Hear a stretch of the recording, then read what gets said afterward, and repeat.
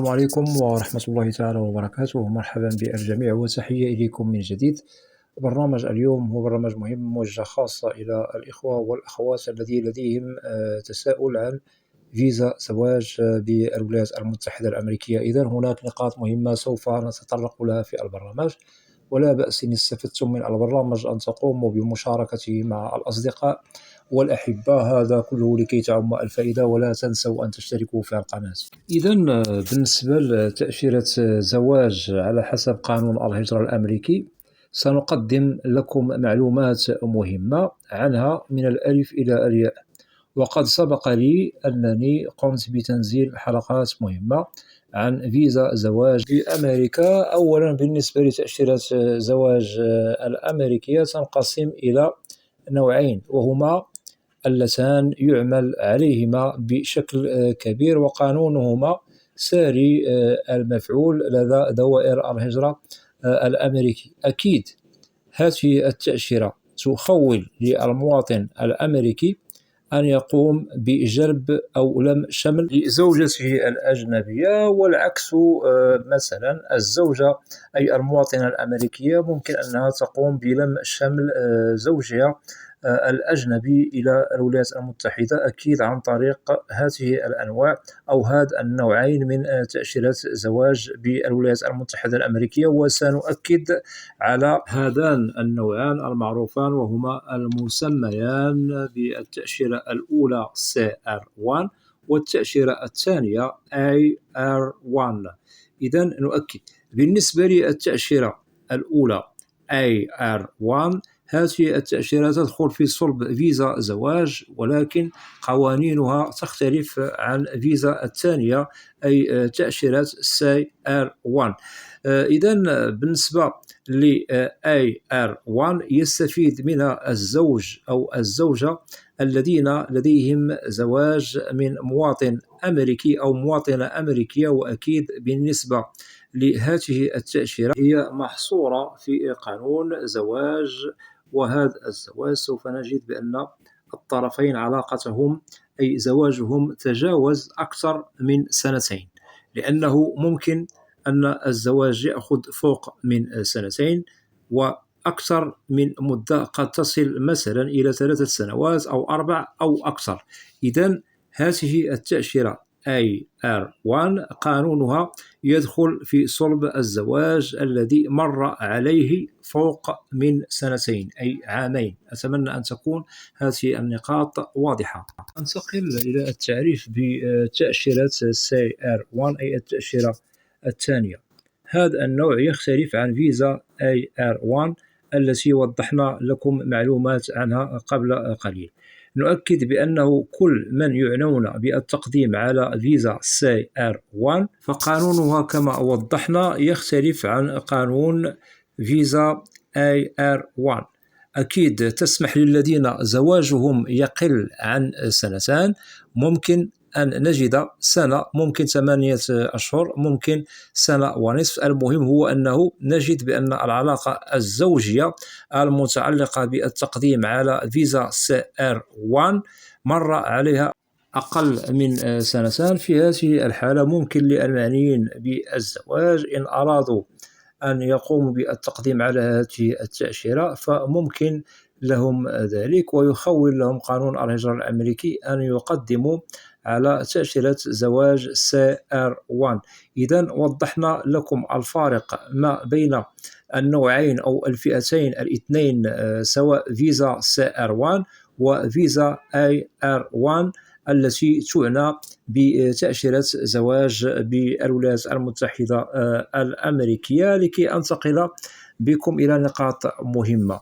المطلوب من المواطن الأمريكي أو المواطنة الأمريكية ضروري ومؤكد، لازم أن يتوفروا على شروط مهمة، من ضمنها أن نجد الزواج هو متوافق مع الطرف الأجنبي، ليس هو بزواج مصلحة بين الطرفين، سواء الطرف الأول وسبق أن وضحنا لازم أن نجده مواطن أمريكي أو مواطنة أمريكية، الطرف الثاني وهو الأجنبي الذي هو خارج الولايات المتحدة الأمريكية، سواء هو عربي أو من جنسية أخرى.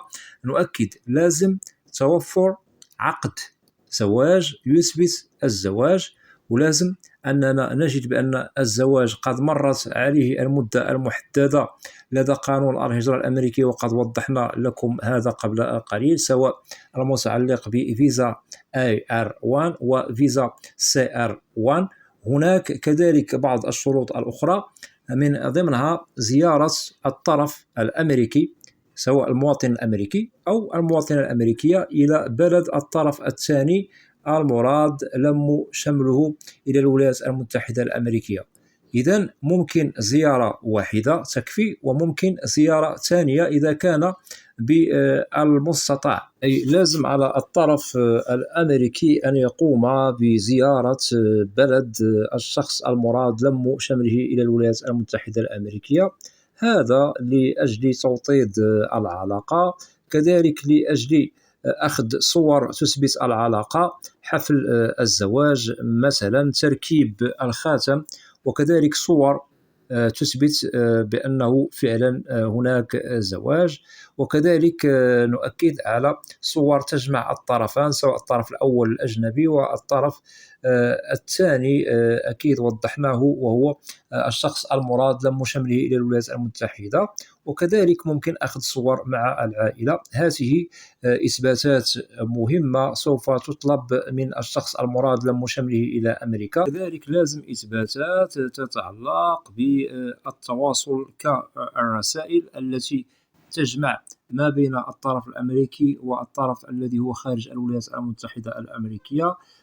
وهنا نؤكد كذلك على المكالمات الهاتفية والرسائل سواء المكتوبة أو الرسائل الصوتية إلى غير ذلك. هذه الأشياء تثبت بأن العلاقة هي علاقة وطيدة، وضروري ومؤكد هذه كإثباتات سوف يقوم يعني المعني بالزواج من هذا الطرف سواء الأمريكي أو الأمريكية لكي يقوم يعني بإثباتهم يوم الموعد والمقابلة بالسفارة الأمريكية. الإثباتات كلها سوف توضح لضابط الهجرة يوم الموعد والمقابلة مسار يعني هذه العلاقة من بدايتها إلى التاريخ الذي حدد فيه مقابلة الشخص المعني بلم الشمل، سواء الذي هو مقدم على فيزا CR1 أو الذي هو مقدم على فيزا AR1.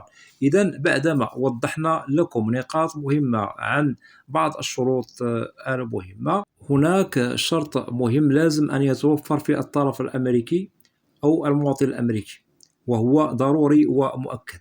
لازم أن نجده مستقرا، لديه سكن يملكه أو شقة، منزل أو شقة، كذلك لديه دخل قار مقبول.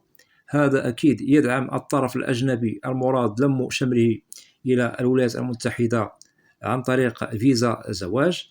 أما عن العمر، يعني الفارق ما بين هذا الطرف الأمريكي والطرف الثاني الأجنبي الذي هو خارج الولايات المتحدة، فممكن أن نجد أكيد الاختلاف والفارق في العمر، هذا لا يمنع من الحصول على فيزا زواج، فقط لازم أن نجد فارق السن هو متقارب.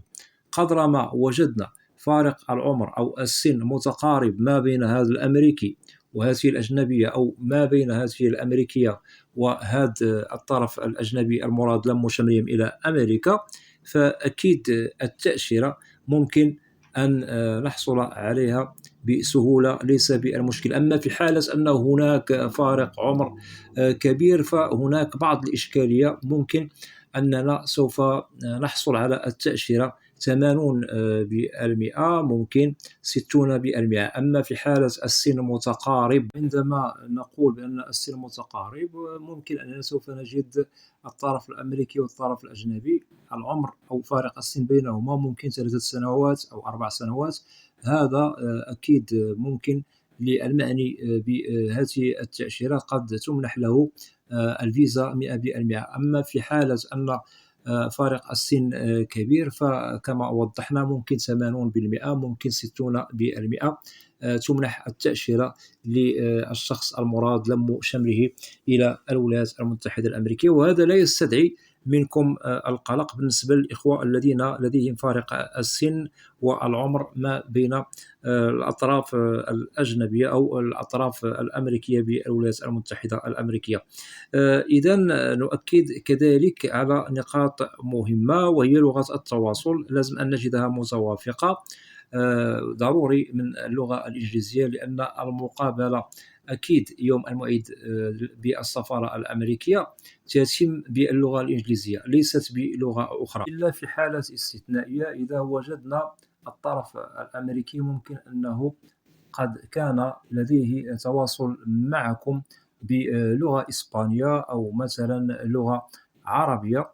وهنا على العموم دائما ومؤكد بالنسبة للذين هم متزوجين بأمريكيين، سواء أمريكية أو أمريكي، فاعلموا علم اليقين بأن المقابلة تتم فقط باللغة الإنجليزية، لا تقبل منكم لغة أخرى. أتمنى أن تكون هذه النقاط واضحة.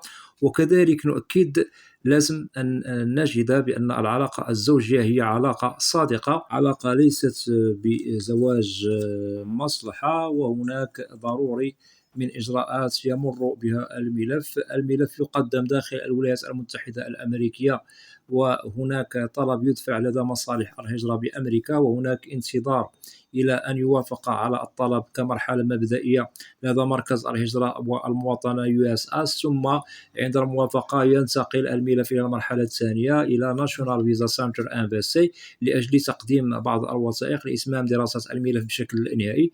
ثم ما بعد دراسة الملف بشكل نهائي ينتقل الملف إلى المرحلة الثالثة والأخيرة إلى السفارة الأمريكية ببلدكم الأم.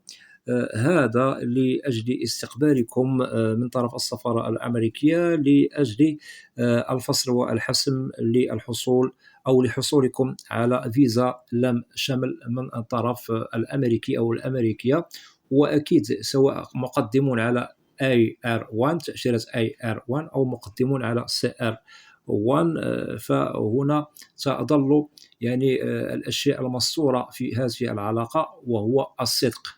الصدق هو الذي سوف يخول لكم الحصول على فيزا بسلام 100%. أتمنى أن تكون جميع النقاط التي وضحناها لكم واضحة، وفي حالة لديكم أسئلة ممكن طرحها كتعليق، وإن شاء الله سوف تجدوا الإجابة عبر البرنامج المعروف في القناة، برنامج أسئلة وأجوبة، لأنني لا أستثني منكم أحدا. وأتمنى من الإخوة والأخوات الذين لا زالوا لم يشتركوا في القناة أدعوكم إلى الاشتراك في القناة وتفعيل زر الجرس ليصل إليكم كل جديد.